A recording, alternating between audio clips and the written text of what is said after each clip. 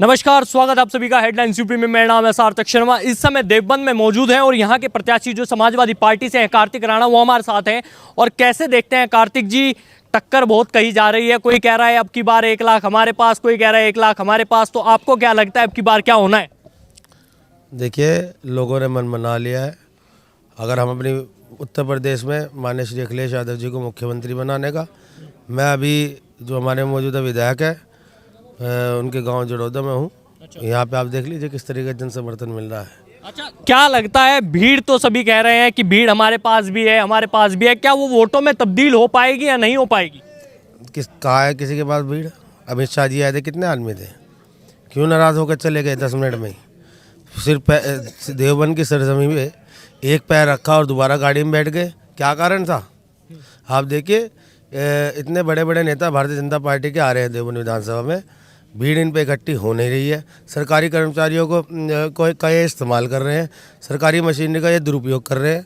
तो और आप उधर ही आप देखिए, हमारे प्रोग्राम देख लीजिए, माननीय राष्ट्रीय अध्यक्ष हमारे माननीय अखिलेश यादव जी के देख लीजिए, रात के 2-2 बजे तक लोग टॉर्च में प्रोग्राम देखने के लिए आ रहे हैं, हज़ारों लाखों लोग।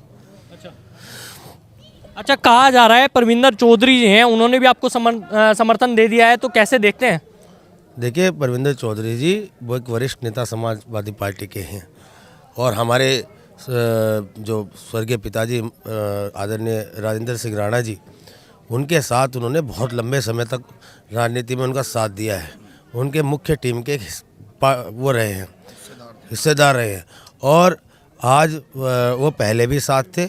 अब उन्होंने खुल के हमें आज समर्थन दिया है। सभी समाज के लोगों के साथ उन लोगों ने एक मीटिंग बुलाई अपने आवास पे। उसके बाद फिर वो हमारे साथ हमारा जो पार्टी कार्यालय है वहाँ तक गए और कल से वो लोग पूरे फुल फॉर्म में हमारी पार्टी के लिए प्रचार में लग जाएंगे।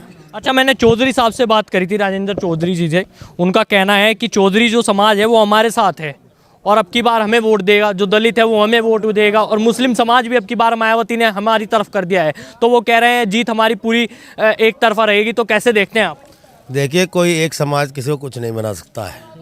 चौधरी समाज की बात रही, नागल ब्लॉक में लगभग 17 प्रधान हैं जो गुर्जर समाज से आते हैं।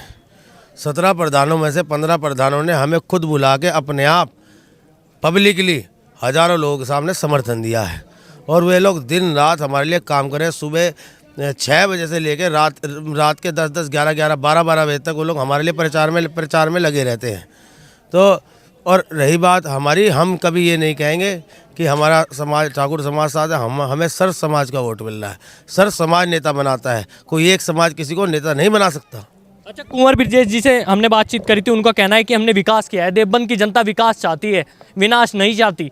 और ये जो दोनों पार्टियां हैं विनाश करने पे हैं और हम केवल विकास करते हैं। तो उसको कैसे देखते हैं? देखिए, देवबंद विधानसभा में के लोगों की में आप जाके देखिए, पब्लिक की एक बार मन की बात जानिए तो आपको मालूम पड़ेगा क्या हुआ है क्या नहीं हुआ है। हम उनके गांव में खड़े हैं। जो काम हुआ था इससे पहले जो विधायक रहे हमारे पिताजी स्वर्गीय राजेंद्र सिंह राणा जी, उनके बाद से आज तक एक भी ईंट इस गांव में लगने का काम नहीं हुआ है। आप जाके देख लीजिए, नूरपुर गांव पड़ता है शुगर मिल का, वहाँ लगभग पिछले 5 साल से 3 किलोमीटर की रोड है जो इतना कीचड़ है आप जिसकी कल्पना भी नहीं कर सकते हैं। और हाईवे हमारे जो अगर काम कुछ हुआ है समाजवादी पार्टी के टाइम पे हुआ है, ये 4 लेन हाईवे है जो मुजफ्फरनगर से देहरादून है, वो माननीय अखिलेश यादव जी की देन है। आप एक गांव बता दीजिए जहाँ पे कोई एक ईंट भी लगी हो विकास के नाम पे।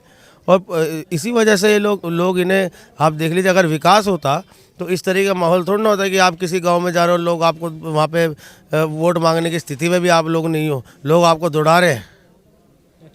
अच्छा कार्तिक जी, आखिरी सवाल है। माना जाता है कि जो सरकार को बनाता है, जो विधायक को बनाता है, वो नौजवान होता है। आप एक नौजवान हैं, तो अब की बार नौजवानों के दिल में आप कैसे उतर पाएंगे? उनके लिए कौन सा ऐसा विकास का मुद्दा लेके जाएंगे कि नौजवान आपकी तरफ रहे? देखिए, नौजवान को चाहिए रोज़गार। भारतीय जनता पार्टी के समय कार्यकाल में 5 साल के किसी को एक रोज़गार नहीं मिला है। सरकारी भर्तियों में देख लीजिए, सरकारी भर्तियों में पहले फॉर्म जमा करवाते हैं पैसा खरीदवा के, फिर उसके बाद पेपर लीक करवाते हैं, फिर एग्ज़ाम रद्द कर देते हैं। साल दर साल हर यही हो रहा है। प्राइवेट सेक्टर में इन्होंने कहा कि हम इन्वेस्टमेंट लाएंगे, क्योंकि रोज़गार, अगर आप एम्प्लॉयमेंट की बात करें, बिना फॉरेन इन्वेस्टमेंट, प्राइवेट इन्वेस्टमेंट के आप कोई रोज़गार नहीं लगा सकते, और हमारे जो युवा हैं उन्हें रोज़गार नहीं दे सकते हैं। तो इन्होंने रोज़गार के नाम पे इन्वेस्टर सबमिट करा।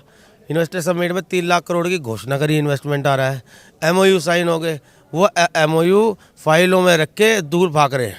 आप देख लीजिए उन MOU का आज तक एक भी इन्वेस्टमेंट अगर हुआ हो 3 लाख करोड़ में, 1 रुपये की 1 चवन्नी का इन्वेस्टमेंट पूरे उत्तर प्रदेश में नहीं हुआ है। और हमारे समय पे बड़ी बड़ी कंपनीज, सैमसंग ने, टोक्यो इंक ने, कई सारी ऐसी बड़ी कंपनीज हैं जिन्होंने ग्रेटर नोएडा में इन्वेस्टमेंट किया। पतंजलि को जगह दी हमारे नेता ने।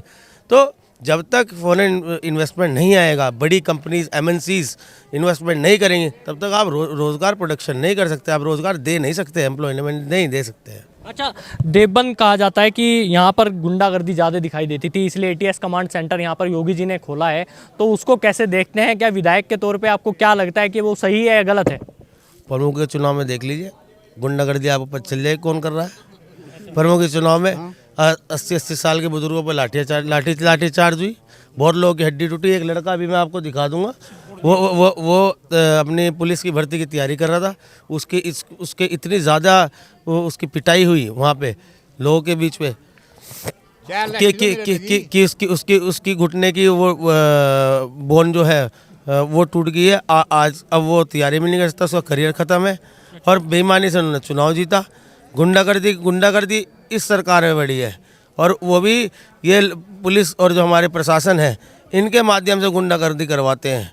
और ब्यूरोक्रेसी का मिसयूज अगर जितना इस सरकार में हुआ है, और गुंडागर्दी की में आप बताइए, कस्टोडियल डेथ के कौन सी सरकार में हुई सबसे ज़्यादा, फेक एनकाउंटर कौन सी सरकार में हुए?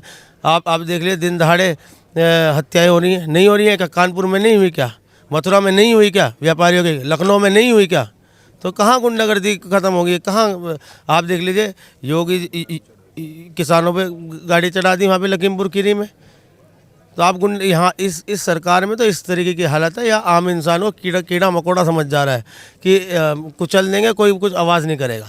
अच्छा, एक और आखिरी सवाल है, कितनी अपील करेंगे जनता से, क्या कुछ कहेंगे? जैसे आप कुंवर ब्रजेश जी के गांव में खड़े हैं, तो जनता से क्या अपील करेंगे, वो आपको क्यों वोट दें? पहली बात तो ये उनके गांव से पहले मेरा गांव है। हम लोग 30 साल से यहाँ पे राजनीति कर रहे हैं, वो पहले 5 साल पहले आए हैं, और इससे आज भी वो बाहर रहते हैं, गांव में नहीं रहते हैं। मैं आज भी हम लोग अपने गांव में रहते हैं, खेती बाड़ी करते हैं, और हमारा यहाँ इस गांव से संबंध बहुत पुराना है। और रही बात आप जिनका नाम ले रहे हैं, मैं उनके बारे में कोई टिप्पणी करना नहीं चाहूँगा। 14 तारीख को जनता जवाब दे देगी उन्हें। अच्छा, तो आपने देखा हमारे साथ देवबंद से प्रत्याशी कार्तिक राणा जी मौजूद थे, उन्होंने साफ तौर पे बता दिया कि अब की बार क्या होना है। आपको ये खबर कैसी लगी? इस खबर को लाइक कीजिए, शेयर कीजिए, साथ ही हमारे चैनल हेडलाइंस यूपी को अभी सब्सक्राइब कीजिए।